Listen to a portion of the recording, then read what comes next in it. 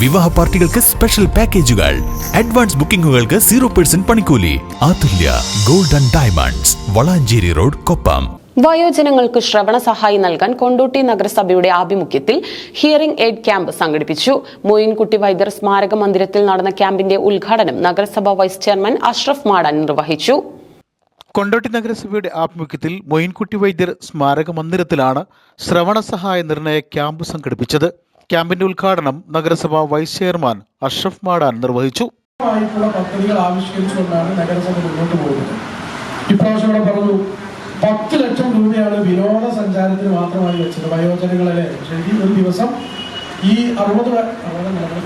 60 വയസ്സ് കഴിഞ്ഞ സഞ്ചരിക്കാൻ കഴിയുന്ന ഏകദേശം പരമാവധി ഒരു വാർഡിൽ നിന്ന് 25 ചിലപ്പോൾ കണക്കാക്കിയത് 25 ആളുകളെ കൊണ്ട് ഒരു ദിവസം നീളുന്ന വിനോദയാത്രയ്ക്ക് 10 ലക്ഷം രൂപ വെച്ചിട്ടുണ്ടായിരുന്നു.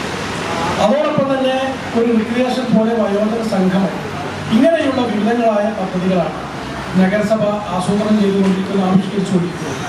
കൊണ്ടോട്ടി പോലെ ഏറ്റവും പ്രധാനമായിട്ടുള്ള ഒരു സ്ഥലത്ത് കൊണ്ടോട്ടി ബസ് സ്റ്റാൻഡിന്റെ നവീകരണം അടക്കമുള്ള ശ്രദ്ധേയമായ പ്രവർത്തനങ്ങൾ നടത്തിയ ഈ ഭരണസമിതി എല്ലാ വിഭാഗം ആളുകളെയും ചേർത്ത് പിടിച്ചുകൊണ്ടാണ് മുന്നോട്ട് പോകുന്നത് എന്ന് പറയാനാണ് ഞാൻ ഈ കാര്യങ്ങളൊക്കെ വിശദീകരിച്ചിട്ടുള്ളത്.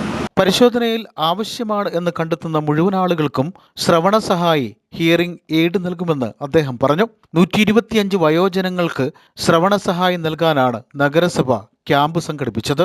Standing committee chairman A Muhiyuddin Ali, കൗൺസിലർമാരായ Saudabi, Salih Kunnummal, Thahira, Fathima V, Khalid V K, Shihab Kotta, Shahida, P Rahmathulla, Vayomithram coordinator Marwa, CDS ചെയർപേഴ്സൺമാരായ Fathima B, Raihanath, ICD supervisor Shaibi, Sivaraman, Sandhya തുടങ്ങിയവർ ക്യാമ്പിൽ പങ്കെടുത്ത് സംസാരിച്ചു. Doctor Yahiya Abdul Basith, junior ENT consultant doctor Yahiya Abdul Basith ക്യാമ്പിന് നേതൃത്വം നൽകി.